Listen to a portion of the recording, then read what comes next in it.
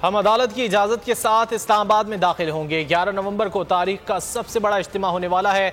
असद उमर की बोलियों की खुसूसी ट्रांसमिशन में गुफ्तगू। कहा, शहबाज शरीफ को चैलेंज देता हूं कि कंटेनर हटाकर अवाम के दरमियान खड़े हो जाएं। कौम फैसला सुना चुकी है। हुकूमत फस्तायत को इस्तेमाल करके जिंदा रहने की कोशिश कर रही है। समी इब्राहिम, अरशद शरीफ, जमील फारूकी, इमरान रियाज के साथ जो हुआ वो सबके सामने है।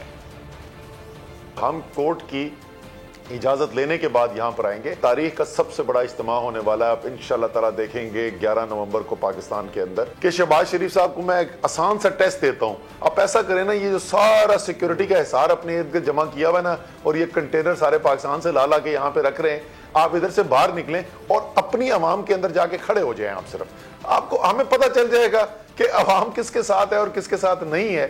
पुलिस वाले ने खिड़की खटखटा के उसने बोला कि जी आप लोगों के लिए दुआएं हैं हमारी। अगर आप इनसे पूछेंगे तो ये भी वही चाहते हैं जो इमरान खान चाहते हैं, जो अवाम चाहती है। ये कैसे मुमकिन है कि उस हुकूमत की जो रिपोर्ट है वो मान ली जाए कि अरशद के साथ हुआ क्या? ना उनके घर वालों को ये कबूल होगा, ना पाकिस्तान की कौम को ये कबूल होगा। जो ये कानून लाने की कोशिश कर रहे हैं वो कानून ये नहीं है कि नफरत फैलाना जो है वो कानून के खिलाफ होना चाहिए।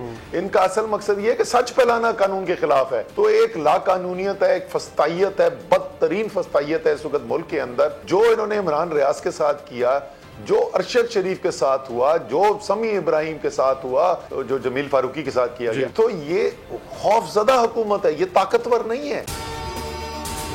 अगर आपको ये वीडियो पसंद आए तो लाइक पर क्लिक करें। पीटीआई का हकीकी आजादी मार्च सिर्फ बोल दिखा रहा है। 24 घंटे हकीकी आजादी मार्च, सबसे ज्यादा रील्स और सबसे ज्यादा रेटिंग्स के साथ बोल रहा नंबर 1, सबसे ज्यादा व्यूज, सबसे ज्यादा रील्स और सबसे ज्यादा रेटिंग के साथ बोल अब भी नंबर 1 पोजीशन पर बरकरार। सब्सक्राइब करें और बेल दबाएं ताकि कोई खबर रह न जाए।